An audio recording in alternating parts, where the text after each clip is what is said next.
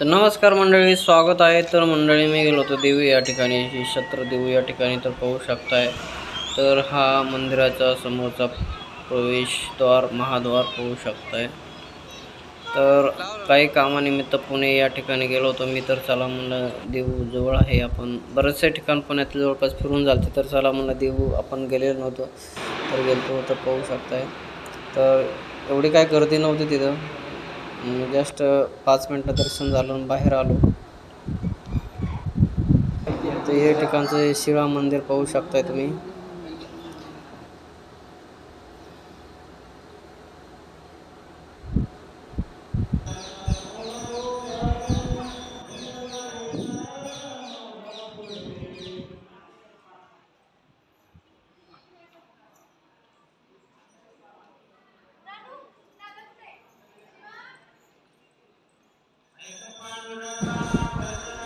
तर या ठिकाणी पाहू शकताय, जगातील सर्वात मोठी पगडी जी संत तुकाराम महाराजांची पगडी आहे.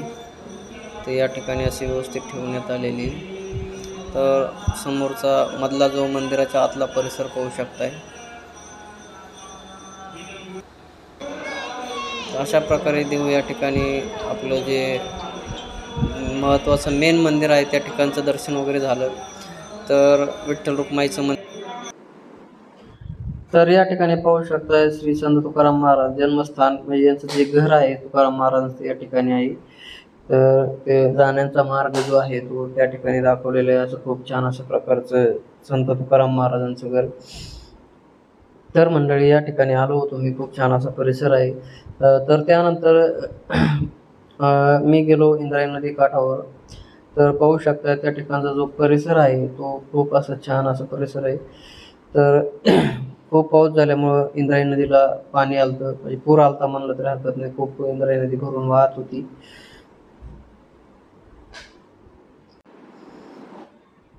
तर त्या ठिकाणचा पाहू शकताय, अशा प्रकारचे हे मंदिर आहे. आणि जे संत तुकाराम महाराजांची शिक्षण संस्था त्या ठिकाणी आहे, ती साईडला जी आता दिसत होती ती.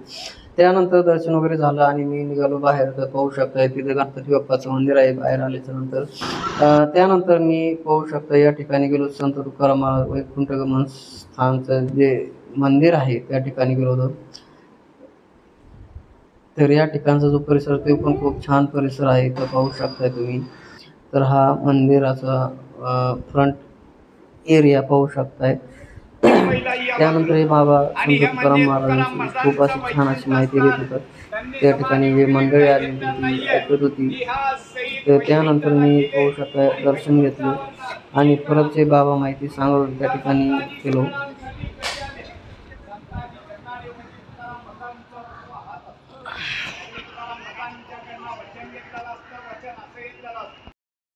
पांडुरंगाला अभंगाद्वारे असे म्हणतात, येथे तुझा लागी बोलाविले कोणी प्रथुल्या वाचून आला शिक्का, निळा म्हणे आम्ही न ओळखीचे देवा तुकयाचा धावा करतो. मी तुकाराम महाराजांचा धावा केलेला आहे, तू धावा केलेला नाहीये, तुला मी ओळखत नाहीये, तू इथे आला कसं, असे निळोपार आहे पांडुरंगाला म्हणतात. नंतर पांडुरंगाला प्रश्न पडतो, तुकाराम महाराजांना वैकुंठावरनं खाली पाठवतात.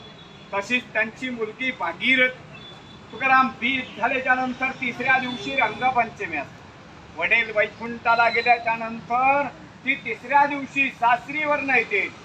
वडील बिगर विचारता वैकुंठाला जातात, म्हणून ती आपल्या देहाचा त्याग करून आत्महत्या करायचा प्रयत्न करते. का त्यावेळेला आत्महत्या करायचं साधन म्हणजे इंद्राणीच्या डोहामध्ये उडी मारली. का ती इंद्राणीच्या डोहामध्ये उडी मारते. उडी मारल्याच्या नंतर पांडुरंग स्वतः मत्स्य अवतार धारण करतात आणि तिला ते वरच्यावर तारतात.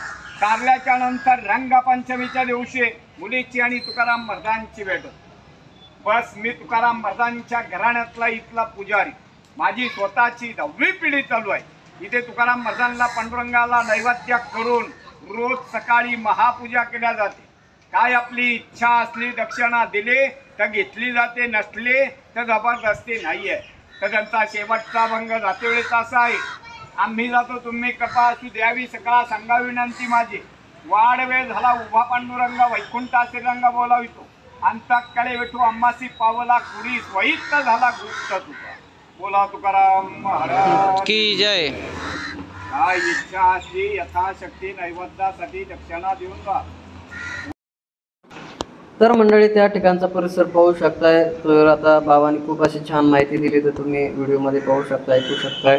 आणि जो संत तुकाराम महाराज एक कंठगमन सोहळ्याच्या ठिकाणचं जो मंदिर परिसर आहे तर ते ठिकाणी पाहू शकताय. खूप छान असं हे मंदिर आणि सभोवतालचा परिसर असा आहे. तर त्यानंतर तुम्ही पाहू शकता मी जे गेलो तिथून पुढं 1 किलोमीटर असलेल्या संत तुकाराम महाराजांचं जे गाथा मंदिर आहे ते तर त्या गाथा मंदिरात गेलो. तर ते खूप छान असं गाथा मंदिर आहे, पाहू शकता. तिथे समोर गार्डन वगैरे आहे. तर हे जे गाथा मंदिर आहे या ठिकाणी खूप छान असं माहिती वगैरे आहे, पाहायला पाहू शकताय. खूप छान.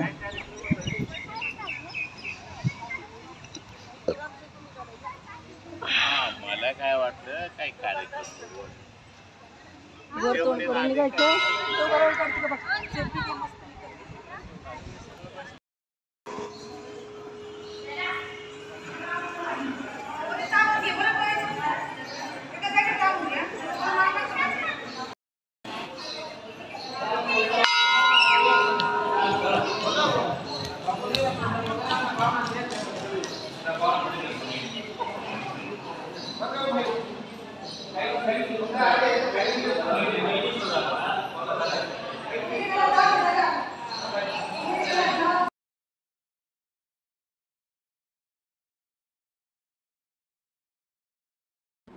तर या ठिकाणी पाहू शकताय गाथा मंदिर आहे. खूप पूर्ण या गाथा मंदिराच्या भिंतीवर पूर्ण अशी गाथा लिहिलेली आहे.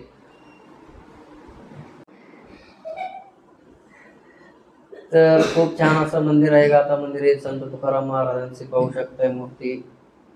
तर या ठिकाणी जी गाथा आहे ती पूर्ण गाथा या भिंतीवर लिहिण्यात आलेली आहे. तर हे पहा, या अशा प्रकारची जी गाथा आहे ती लिहिण्यात आलेली आहे.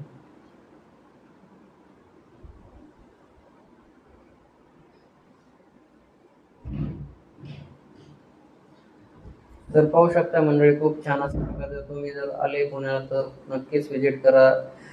देहू या ठिकाणी खूप छान असं पाहण्यासारखं आहे. तुकाराम महाराजांचं जे काही इतिहास आहे, त्यांची अभंग रचना, काव्य, सगळ्या गोष्टी खूप पाहण्यासाठी छान आहेत. तर या ठिकाणी नक्कीच व्हिजिट करा.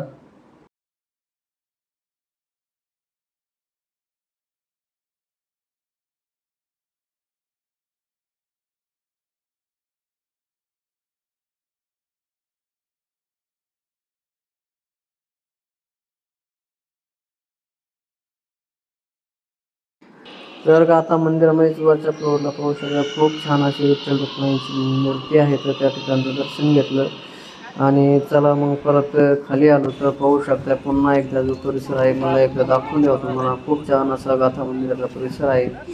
तर चला मंडळी, ब्लॉग पूर्ण पहा आणि कंटिन्यू करा आणि पुन्हा भेटूया नवीन एका ब्लॉगमध्ये. तर चला, बाय बाय.